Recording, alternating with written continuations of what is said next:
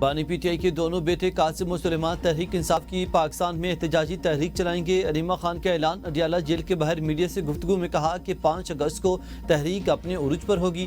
بانی نے احتجاجی تحریک کا راہ عمل دے دیا، اب پارٹی راہ عمل دے گی۔ بانی نے صاف کہا کہ جو تحریک کا بوجھ نہیں اٹھا سکتے وہ عہدوں سے ہٹ جائیں۔ بانی پی ٹی آئی نے کہا کہ سب تحریک پر فوکس کریں، پاکستانی اپنی آزادی اور رول آف لا کے لیے کھڑے ہوں۔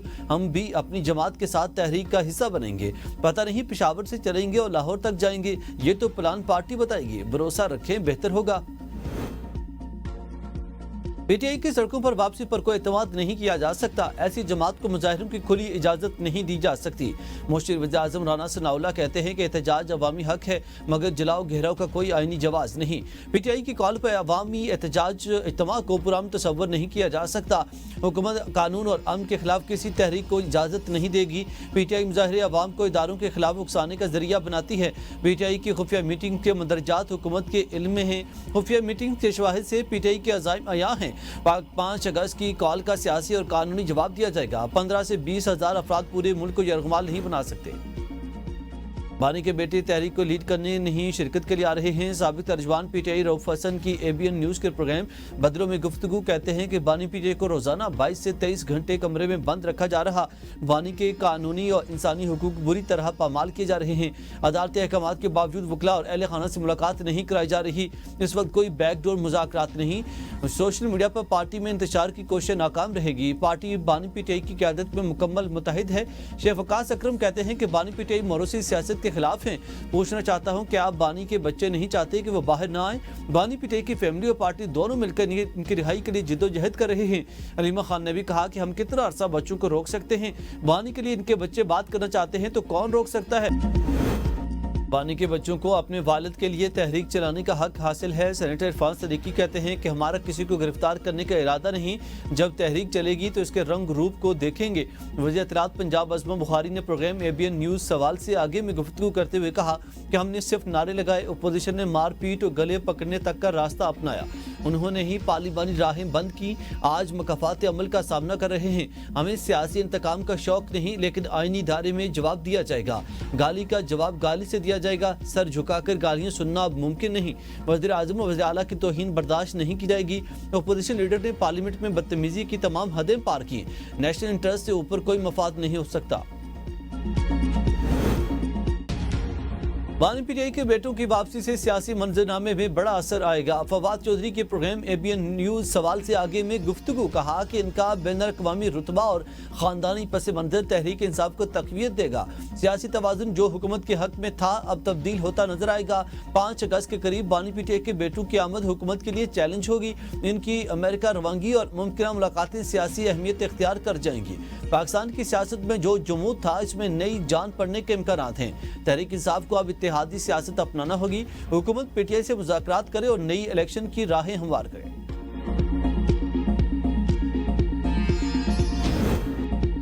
الیکشن کمیشن کا کے پی اسمبلی میں مخصوص نشستوں کی تقسیم کا اعلامیہ کالعدم قرار۔ پشاور ہائی کورٹ نے خیبر پختونخوا اسمبلی میں مخصوص نشستوں کی تقسیم کے خلاف دائر مسلم لیگ نون کی درخواست منظور کر لی۔ الیکشن کمیشن کو دوبارہ مخصوص نشستوں کی تقسیم کی ہدایت۔ 2 صفحات پر مشتمل مختصر تحریری فیصلہ جاری۔ فیصلے میں کہا گیا کہ الیکشن کمیشن کا مخصوص نشستوں کی تقسیم کے لیے کیا گیا 22 فروری 2024 کا فیصلہ غیر قانونی اور آئین کے آرٹیکل 106 کے خلاف ہے۔ آئین و قانون کے مطابق election commission Khyber Pakhtunkhwa assembly کی 20 مخصوص نشستوں کی تقسیم کرے۔ الیکشن کمیشن 10 دنوں کے اندر ایلوکیشن کو یقینی بنائے۔ عدالت نے متعلقہ فریقین کو حلف لینے سے روک دیا۔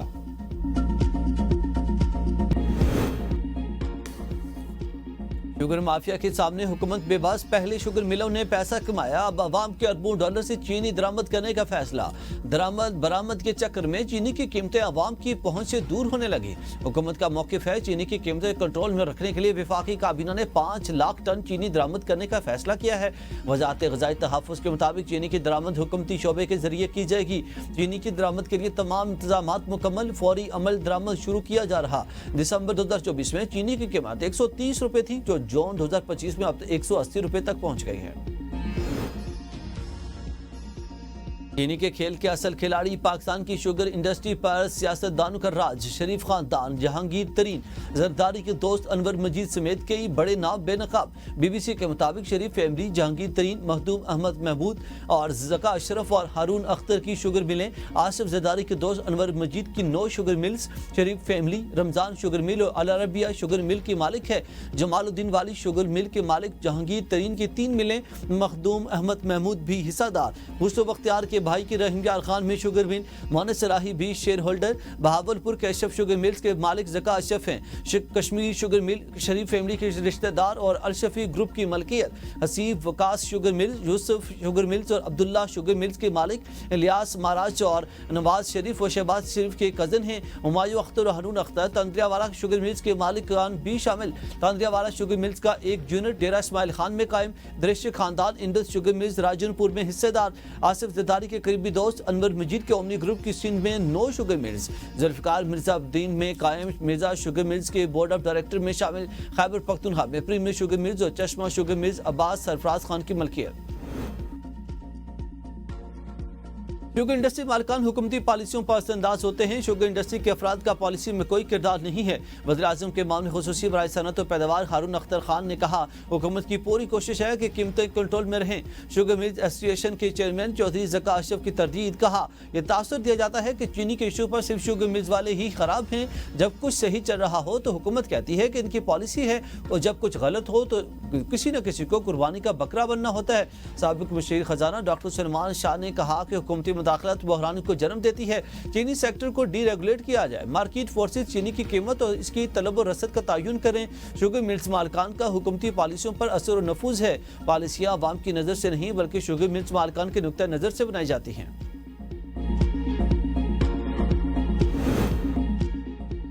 इस्लामाबाद की मकामी अदालत का तहरीक इंसाफ बानी PTI मतियुल्लाह जान, असदुर, सदीक जान समेत 27 यूट्यूब चैनल्स ब्लॉक करने का हुक्म। FIA की दरखास्त पर जुडिशल मजिस्ट्रेट ने यूट्यूब को चैनल्स ब्लॉक करने का हुक्म दे दिया। 2 सफ़ात पर मुश्तमिल तहरीरी हुक्मनामा जारी। हुक्मनामे में कहा गया कि रियासत मुखालिफ मवाद के हवाले से FIA ने 2 जून को इंक्वायरी शुरू की। अदालत FIA से शवाहिद मुतमईन और कानून के मुताबिक कार्रवाई की जा सकती है।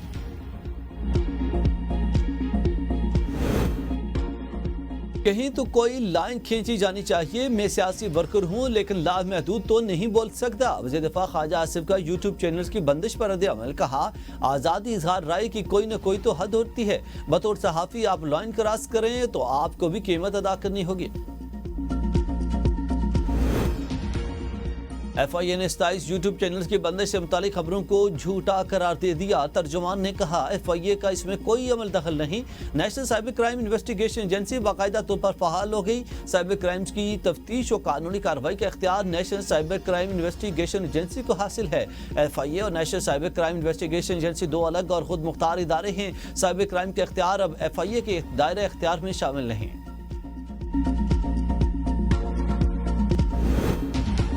मुल्क में तूफानी बारिशों ने तबाही मचा दी। मुख्तलिफ हादसात में 19 अफराद जाम बहक, मुतादिद जख्मी। बलूचिस्तान के 22 अजला मुतासिर, 10 अफराद जाम बहक और मुतादिद जख्मी।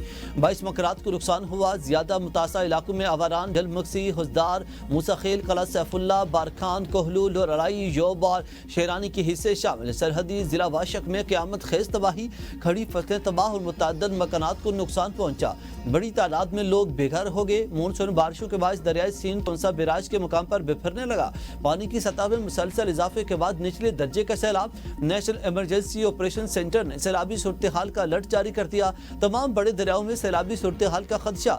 तरबीला, कालाबाग, चश्मा, तुनसा पर निचले दर्जे का सैलाब है। दरियाई चनाब, जहलुम, काबुल, सवात और पंचकुड़ा में पानी की सतह बुलंद हो सकती है। डेरा गाजी खान, राजनपुर और बलूचिस्तान के नदी नालों में भी सैलाबी सूरत हाल का खदशा।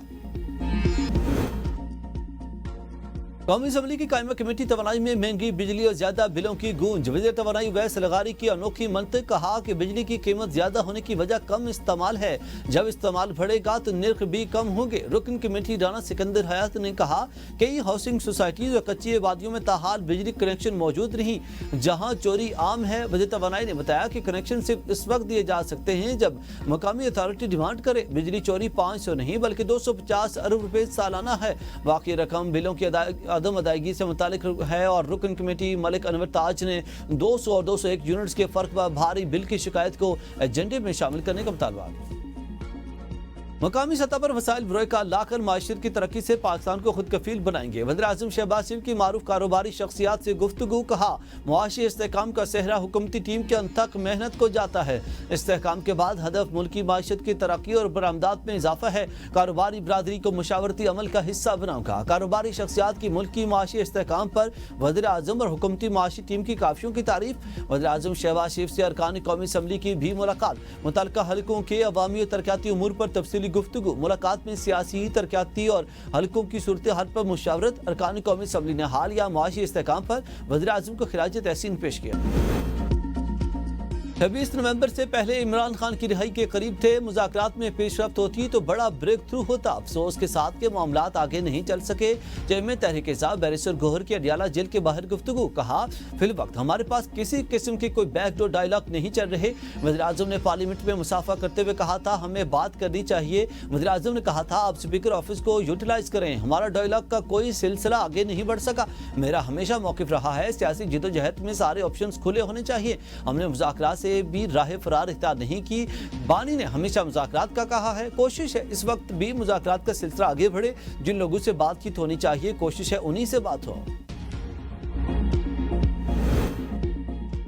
گورنر خیبر پختونخوا فیصل کریم کنڈی اور وزیر اعلیٰ کے پی علیمین گنڈاپور کی خوشگوار ماحول میں ملاقات۔ نون لیگ امیر مقام کے مزاح پر محفل کشت زعفران بن گئی اور ملاقات گورنر ہاؤس پشاور میں چیف جسٹس کی حلف برداری کے تقریب سے قبل ہوئی۔ ملاقات کے دوران باہمی امور پر تبادلہ خیال کیا گیا۔ ملاقات کے دوران خوشگوار ماحول رہا اور تینوں کے درمیان مسکراہٹوں کا تبادلہ بھی ہوا۔ تینوں نے صوبے کی سیاسی صورتحال پر ہلکے پھلکے انداز میں طنز و مزاح بھی کیا۔ ایک دوسرے کے خلاف بیان دینے والے وزیر اعلیٰ اور گورنر نے ایک دوسرے کی خیریت بھی معلوم کی۔ امیر مقام نے دونوں کے خوشگوار موڈ پر ماشاءاللہ بولا، تینوں ہنس پڑے۔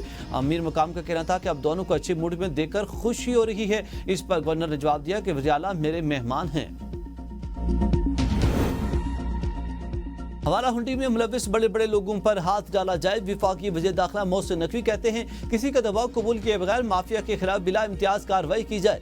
وزیر داخلہ کا ایف آئی اے کراچی زون کا دورہ، بھکاریوں کو بیرون ملک بھجوانے والے ایجنٹ مافیا کی سرکوبی کا حکم، کہا بھکاری مافیا پاکستان کے امیج کو خراب کر رہا، ایجنٹس کے خلاف بلا امتیاز ایکشن نظر آنا چاہیے۔ جعلی ادویات کے مکروہ دھندے ملوث لوگوں سے آہنی ہاتھوں نمٹا جائے۔ وزیر داخلہ کا نان کسٹم مصنوعات کے خلاف بھرپور کارروائی کا بھی حکم، 5000 سے زائد ڈالر بیرون ملک لے کر جانے والے مسافروں کے خلاف سخت ایکشن کی ہدایت۔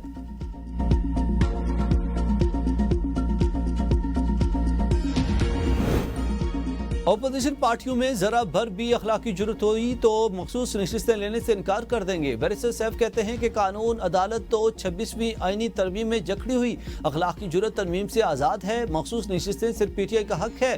پہلے فارم 47 کے ذریعے پی ٹی آئی کا مینڈیٹ چرایا گیا، اب مخصوص نشستیں بھی بانٹی جا رہی ہیں۔